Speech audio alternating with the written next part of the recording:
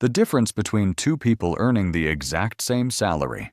The first lives in constant anxiety over the next bill, while the second quietly builds their wealth over morning coffee. The secret isn't the amount of money, it's a single 5-second move. Picture this. It's 7 a.m. The hum of the coffee machine fills the room as drops fall slowly. The first person opens their banking app, stares at their remaining balance, and feels a pit in their stomach. How am I going to make it through the rest of the month? The second person taps their screen, transfers a tiny, unnoticeable amount, closes the app, and carries on with their day in complete calm. A subtle game our minds play without us realizing. It leads one person into a debt trap, while the other builds an unshakable financial fortress, without feeling any deprivation. Let's be honest with ourselves. How many times have you heard the advice, save 20% of your income every month? You pull out your calculator, crunch the numbers, only to realize that 20% is half of what's left for rent or groceries. The 20% rule wasn't written for people struggling with bills. It was written for those with surplus income. And when you try starting an ambitious plan, you tell yourself, I'll save $10,000 this year. Do you know what your brain does in that moment? According to behavioral economics, your brain doesn't see that number as an encouraging goal. It sees a towering mountain. Every month you set aside a small amount and look up at the peak. Your brain whispers, the finish line is too far. What's the point? Passion fades, and you quit by month 3. The real secret isn't the size of the goal. It's breaking it down into something seemingly insignificant. Have you ever watched a tiler laying floor tiles for a massive mansion?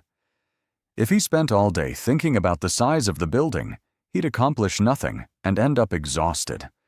But he doesn't do that. He looks at the floor right in front of him and says, I'm not building a mansion. I'm just placing this one tile, level and true. Then the next tile after it. That's where the $50 rule comes in, or what we call the building block. The goal isn't to save 1,000 or 10,000. The goal is to turn saving into small, consistent units. Let's call every $50 one tile. First, ban big decisions. Don't let excitement take over during a comfortable month, making you say, I'll save $500 all at once. Sudden enthusiasm is the enemy of consistency. The month you save $500 is the exact month you'll quit when expenses get tight. Make it intentionally boring. In the financial world, boredom equals safety. Second, cut the money before you wake up. Saving isn't what's left over after spending. It's what you set aside before your day even starts. A simple, automated transfer with every paycheck, happening quietly, without emotion. You might ask yourself, but won't $50 take forever to build financial security? That's where the secret engine comes in. Fast-tracking forgotten money. How many monthly subscriptions are you paying for without using? How many times have you received a small refund or an unexpected bonus that just dissolved into daily spending? In the law of financial construction, any extra cash that comes your way, no matter how small, follows the 24-hour rule. It instantly converts into extra tiles added to your wall. Canceled an unused subscription? That's a new tile, a small work bonus. 3 tiles added to your fortress. This way, you save at a steady pace, but your wall grows twice as fast. The real point of all this isn't to become a millionaire overnight. The point is to change the baseline of your life.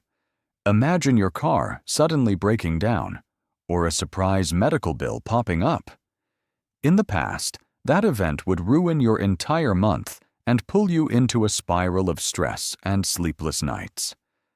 But today, You go to the mechanic, pay the bill, and walk out feeling something strange. Peace. A few tiles fell off your wall, but the wall itself is still standing, protecting you. You didn't just buy coins sitting in a bank account. You bought peace of mind. Don't wait for tomorrow, and don't look for a fantasy plan that requires a miracle.